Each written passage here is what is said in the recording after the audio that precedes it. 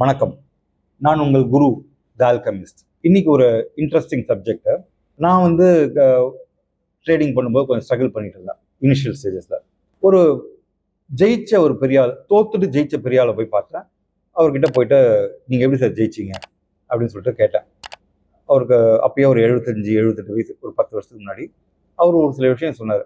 So இதை உங்களுக்கு நான் ஷேர் பண்ணுறேன், மேபி இது ஹெல்ப்ஃபுல்லாக இருக்கும் அப்படின்னு நினைக்கிறேன். அவர்கிட்ட எப்படி ஜெயிச்சிங்க அப்படின்னு கேட்டேன். நான் வந்து ஃபஸ்ட்டு சம்பாதிக்கிறதுக்கு வந்த உடனே அதில் ஒரு போர்ஷன் எடுத்துட்டு இன்வெஸ்ட் பண்ணிடுவேன். இந்த மாதம் ஸ்டாக்ஸில் இன்வெஸ்ட் பண்ணேன் அப்படின்னாக்கா அடுத்த மாதம் போஸ்ட் ஆஃபீஸில் இன்வெஸ்ட் பண்ணுவேன், ரெக்கரிங் டெபாசிட்லையோ இல்லாட்டி வந்து எம்ஐஎஸ் மந்த்லி இன்கம் ஸ்கீம்லையோ இன்வெஸ்ட் பண்ணிடுவேன்.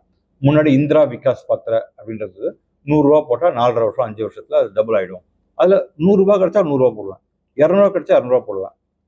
இப்போ வந்து சுகன்யா சம்ருத்தி யோஜனா அப்படின்னு சொல்லிட்டு என்னோட பேத்தி பேரில் வருஷத்துக்கு 1.5 லட்சம் போடலாம், 1.5 லட்சம் போட்டுட்டு இருக்கேன்.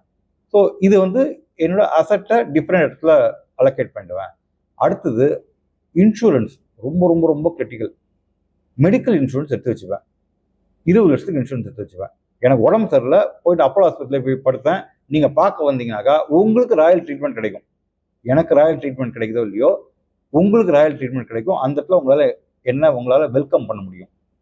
எனக்கு இன்சூரன்ஸ் இருக்கு, என்ன உடம்புக்கு வந்தாலும் எனக்கு இன்சூரன்ஸ் இருக்கு அப்படின்ற நம்பிக்கை இருக்கிறதால எனக்கு உடம்புக்கே வரதில்லை.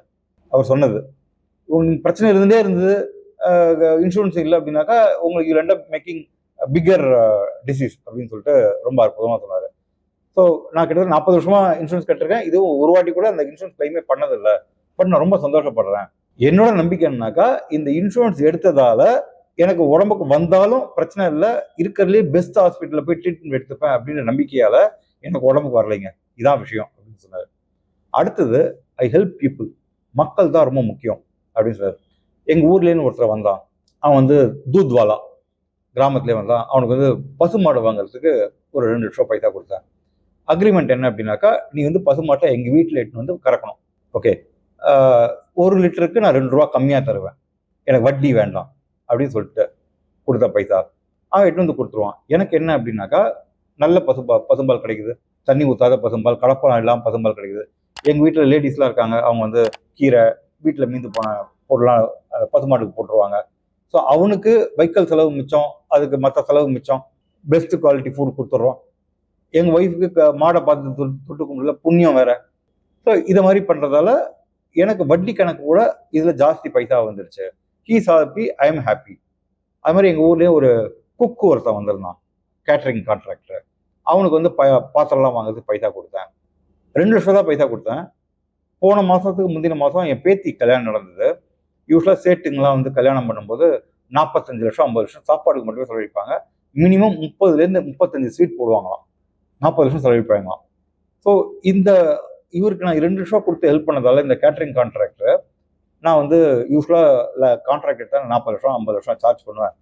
நீங்கள் எனக்கு 2 லட்சம் கொடுத்து ஹெல்ப் பண்ணதால நான் வந்து லேபர் கான்ட்ராக்ட் எடுத்துக்கிறேன் அப்படின்னு சொல்லிட்டு 2 லட்சம் லேபர் கான்ட்ராக்டு, 4 லட்சம் பொருள் வாங்கி கொடுத்தேன். 40 லட்சம் செலவழிக்க வேண்டிய இடத்துல 8 லட்சம் செலவழித்தேன். ஸோ 2 லட்சம் நான் இன்வெஸ்ட் பண்ணதுக்கு எனக்கு வருமானம் 32 லட்சம் அப்படின்னு சொல்லி சொன்னது. ஐ இன்வெஸ்ட் இன் மேன் பவர்.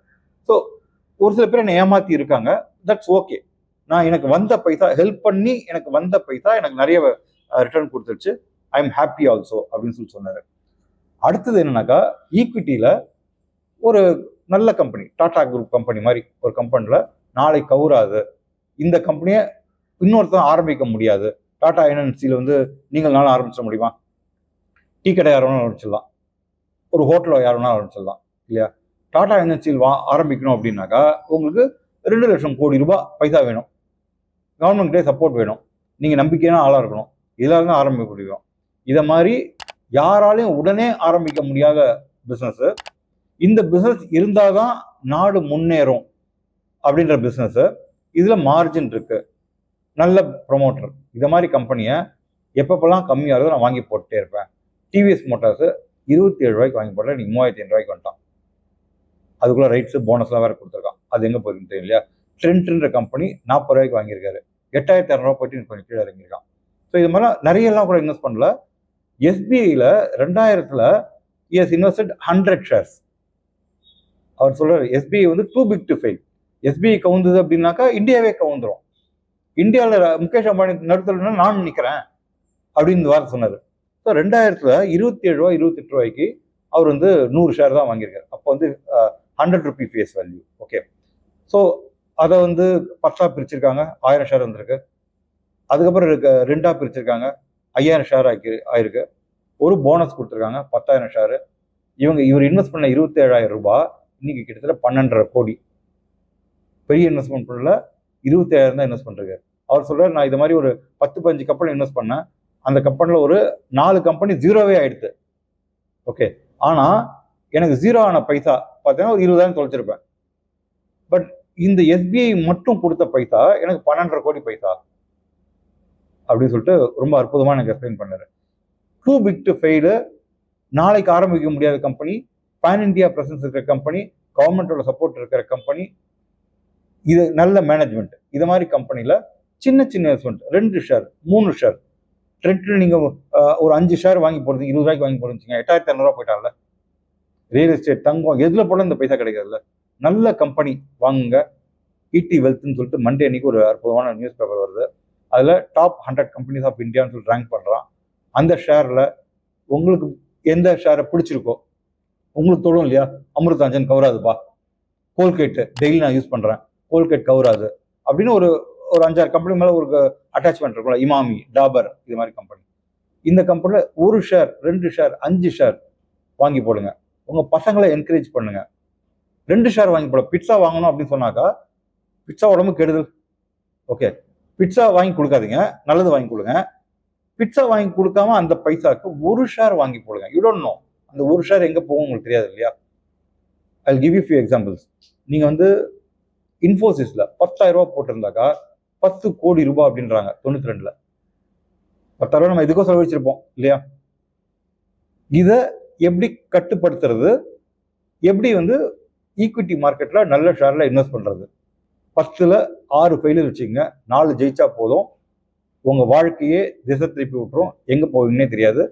இந்த அட்வைஸை ஒரு ஃபினான்ஷியல் அட்வைஸில் உட்காந்துங்க, கேளுங்க. ரிச் டாட் புவர் டாட் புக்கை படிங்க, ரிட்டையர் ரிச் புக்கை படிங்க. இதை மாதிரி உங்களை எக்யூப் பண்ணிங்க. கிளாட் யூஸ் பண்ணுங்க. கிளாடில் போயிட்டு நான் கற்றுக்க விரும்புகிறேன், மார்க்கெட்டை பற்றி எப்படி இன்வெஸ்ட் பண்ணணும்னு கற்றுக்க விரும்புகிறேன், எங்கள் வீட்டில் ஒரு ஃபினான்ஷியல் லிட்ரஸி கொண்டு வரணும்னு நினைக்கிறேன், என் குழந்தைக்கு வந்து ஒரு 30 நாள் ப்ரோக்ராம் போட்டு கொடுங்க, ஒரு நாளைக்கு அவனால் அரை மணி நேரம் ஸ்பெண்ட் பண்ண முடியும், என்னென்ன கற்றுக்கணும் அப்படின்னு சொல்லிட்டு கிளாடில் கேட்டிங்கனாக்கா ஒரு டைம் டேபிள் போட்டு கொடுத்துரும். என்னென்ன படிக்கணும்னு சொல்லும், என்னென்ன வீடியோ பார்க்கணும்னு சொல்லும். அதெல்லாம் எக்யூப் பண்ணிங்க. உங்கள் குடும்பமே ஃபினான்ஷியல் லிட்ரேட் ஆகிடும். சூப்பராக ஜெயிச்சிருவீங்க. நம்ம எல்லாரும் உச்சியில் சந்திப்போம். நன்றி, வணக்கம்.